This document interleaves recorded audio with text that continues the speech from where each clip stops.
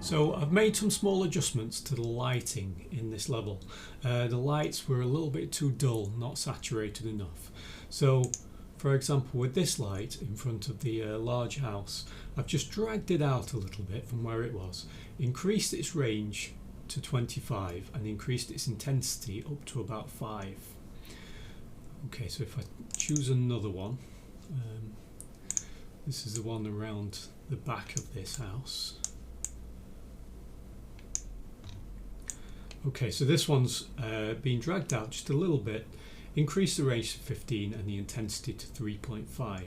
Okay, so they don't all have to be the same. Vary them up to check what they look like. If I can find another one.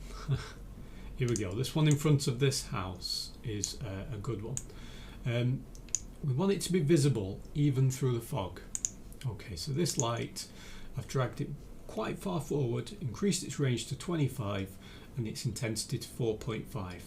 Now obviously if it's too close to the house, what happens with this increased range is that when you walk into the house, the actual blue colour will still be visible inside of the house. So you'll actually start to see it inside of the room, which can give a really unusual look. So I would recommend making those adjustments to the lights until you're actually quite happy with them, but certainly move them away from the objects and increase the range. So I'm just going to switch off those effects. I have previewed this scene and what I noticed is that the water disappeared.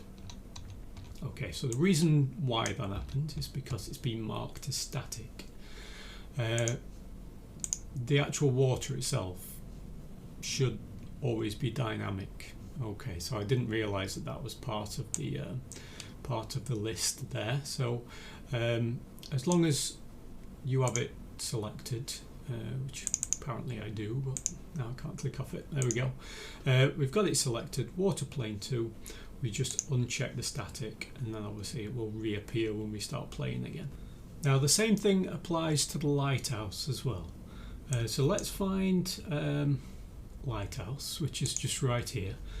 Okay, because this is animated, as soon as we click static, it just basically does nothing. It just sits there. Okay, so we have to ensure that this is unchecked to static, and yes, we're going to change the children. The children are obviously the two lights that are attached. So as soon as we do that, that will start animating again.